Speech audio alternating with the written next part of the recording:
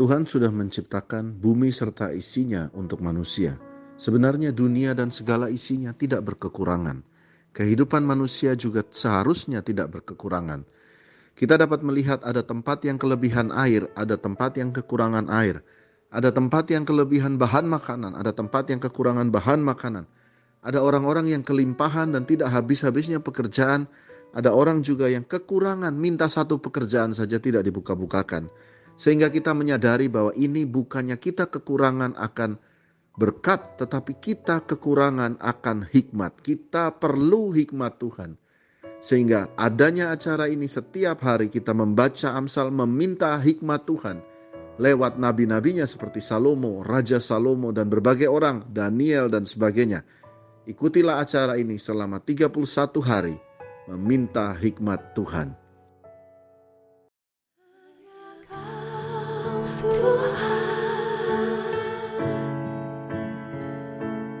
Hanya Kau Tuhan,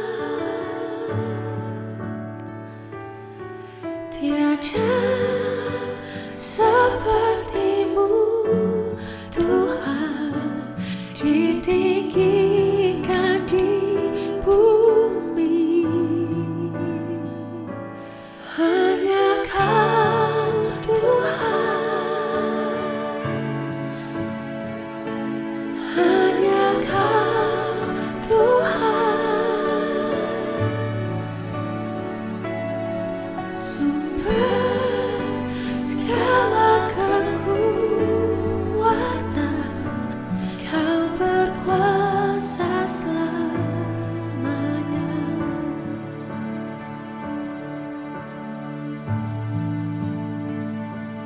Hanya Kau Tuhan, hanya Kau Tuhan, tiada seperti-Mu Tuhan, ditinggikan di bumi. Hanya Kau Tuhan, hanya Kau Tuhan, sumber segala kekuatan, Kau berkuasa selamanya.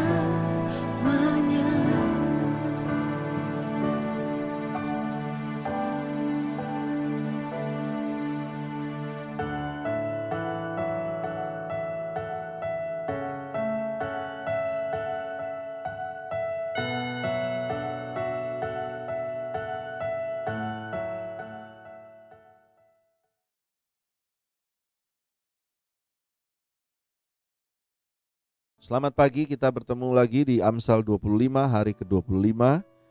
Nah, ini ditulis yang kalau dari Amsal 11 sampai 24 tadi adalah Amsal-Amsal Salomo quotes yang kita tidak tahu, mungkin dikumpul-kumpul oleh penulis, oleh pengumpul naskah Alkitab. Amsal 25 ini juga Amsal Salomo tetapi yang dikutip dan dikumpulkan oleh pegawai-pegawai Hizkia. Ya, jadi ditulis juga ini adalah Amsal Salomo yang dikumpulkan pegawai-pegawai Hizkia, Raja Yehuda. Jadi ini adalah Amsal perkataan Salomo yang dikutip oleh Raja Israel lain, Raja Yehuda. Dan dia begitu terpesonanya dan dia tulis, kemuliaan Allah ialah merahasiakan sesuatu, tapi kemuliaan raja-raja ialah menyelidiki sesuatu. Jadi dia langsung tulis, Allah itu merahasiakan segala sesuatu, tetapi raja-raja menyelidiki sesuatu. Kenapa? Karena Salomo ini punya kelebihan yang luar biasa. Dia bisa lihat pohon, saudara bayangkan. Dia lihat daun, dia lihat pohon, dia tanaman, dia teliti, dia pelajari, dia lihat lekukannya, dia bahkan membuat puisi tentang segala, bahkan sampai lumut-lumut pun dia lihat. Ini yang dikatakan oleh Alkitab, raja-raja itu menyelidiki segala sesuatu. Bahkan sampai dalamnya hati manusia, seperti dua perempuan sundal yang berebutan seorang bayi itu dia menyelidiki akan hati manusia. Itulah Salomo. Seperti tingginya langit dan dalamnya bumi, demikianlah hati raja-raja, tidak terduga. Ini ditulis oleh pegawai Hizkia. Dia kagum betapa tingginya, seperti tinggi langit dan dalamnya bumi. Hikmat Salomo ini, terkagum-kagum dia, tinggi sekali ini orang. Lalu ayat 4, sisihkanlah sanga dari perak, maka keluarlah benda yang indah bagi pandai emas. Sisihkanlah orang fasik dari hadapan raja, maka kokohlah tatanya oleh kebenaran.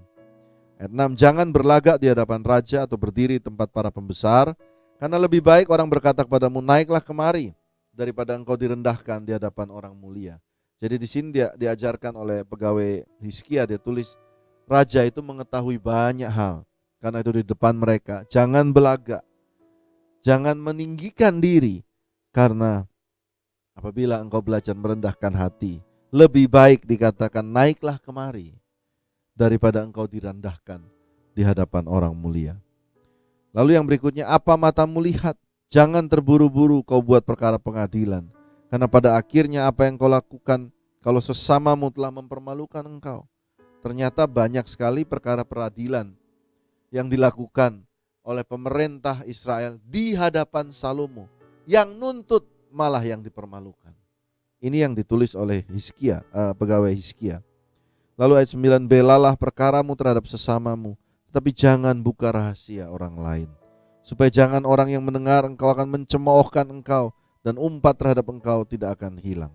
Ayat 11, perkataan yang diucapkan tepat pada waktunya adalah seperti buah apel emas di pinggan perak. Pasti pada waktu itu ada kerajinan perak dan emas yang luar biasa banyak. Ada apel emas di pinggan perak, itu mungkin menjadi satu favorit hiasan ya.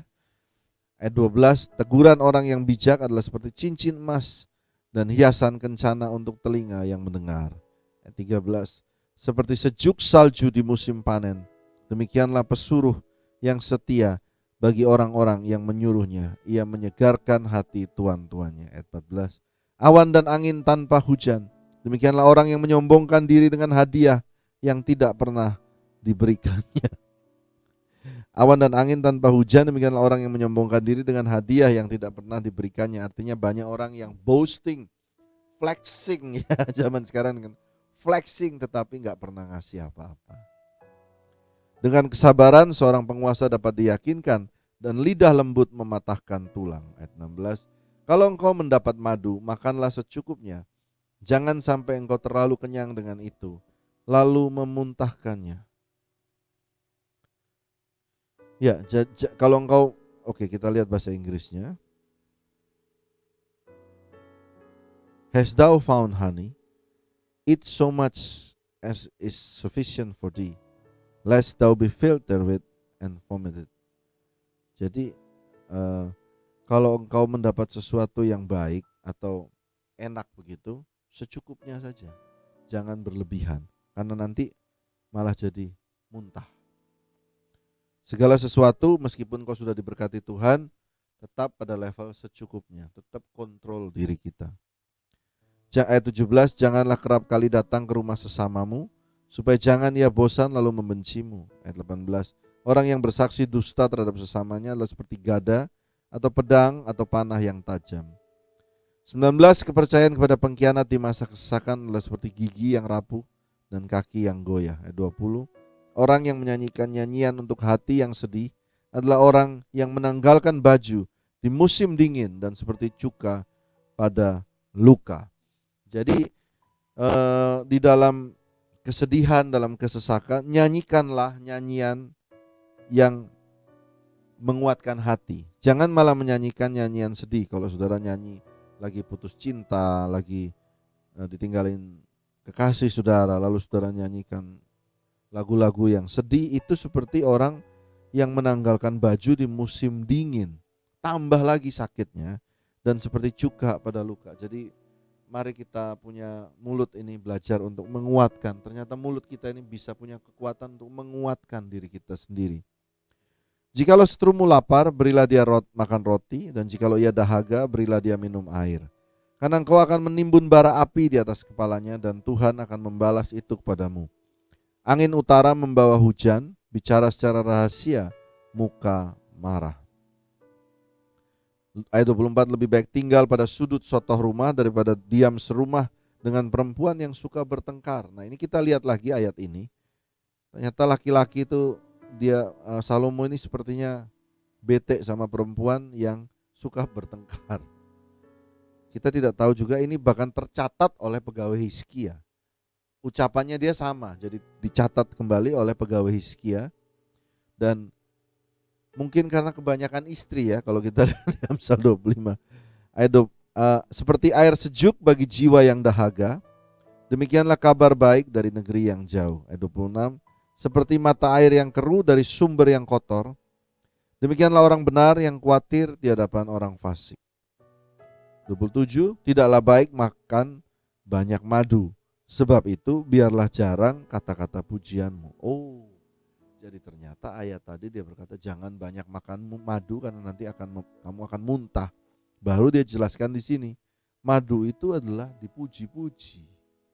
Kebanyakan pujian itu nanti kita sendiri. Kebanyakan pujian nanti saudara akan muntah. Biarlah puji-pujian hanya kepada Tuhan. Jadi kalau orang memuji kita, jangan kita suka berkata, wah enggak lah. Tambah mau dipuji itu artinya. Tapi kalau orang memuji kita bilang terima kasih, puji Tuhan. Semua karena anugerahnya. Saya sudah sering melakukan itu. Percayalah, mereka akan berhenti memuji. Karena mereka berharap kita berkata, oh enggak lah. Gitu ya.